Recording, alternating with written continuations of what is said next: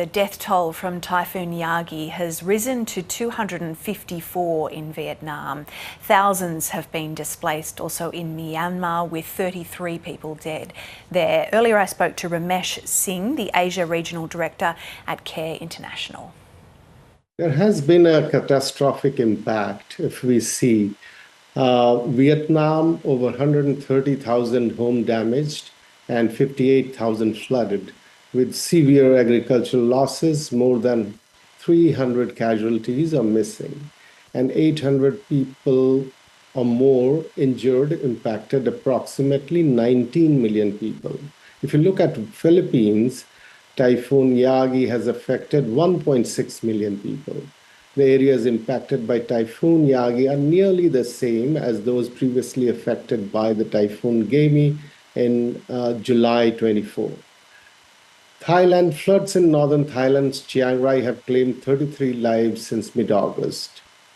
And while 9 fatalities this week due to Typhoon Yagi, government agencies have issued alert across 48 provinces, including Bangkok, for heavy rains and possible flash floods from September 13th to 18th.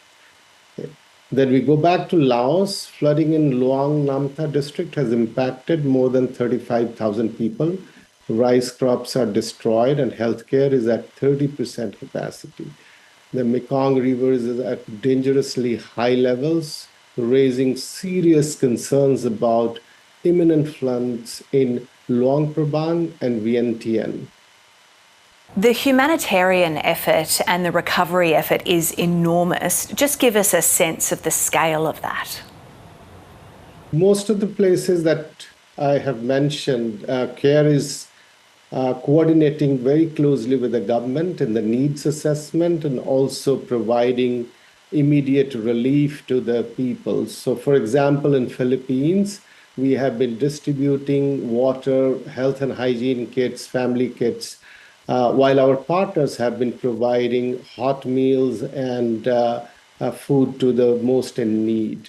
In Vietnam, we have assessed that we need probably $500,000 to meet the immediate needs of the people on the ground, while we wait for the long-term recovery, but the immediate needs are still quite high.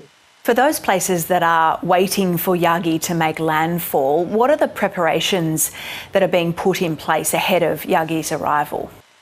So we are closely coordinating with the government and the local partners and monitoring the situation participating in the needs assessment in many areas, that what would be prepositioning needed for that.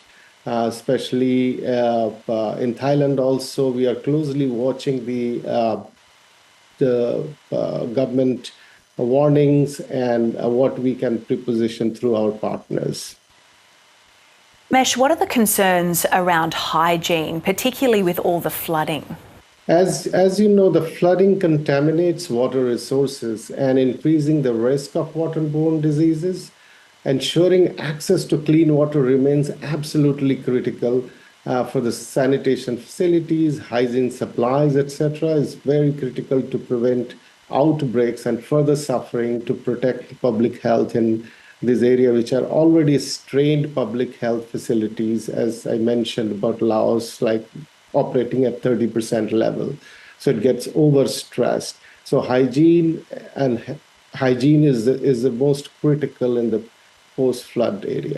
Australia is providing $2 million in humanitarian relief. What else is needed from the international community? It's very welcome to learn that, and we are seeing that while 20 million people affected in the area, the needs are quite high.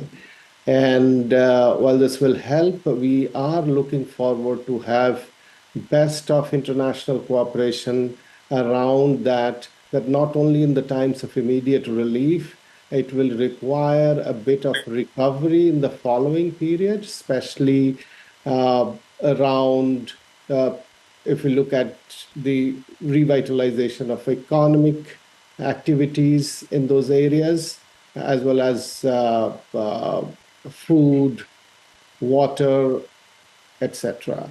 And if we look at this, also in kind of underscores that how vulnerable Southeast Asia remains for the climate crisis.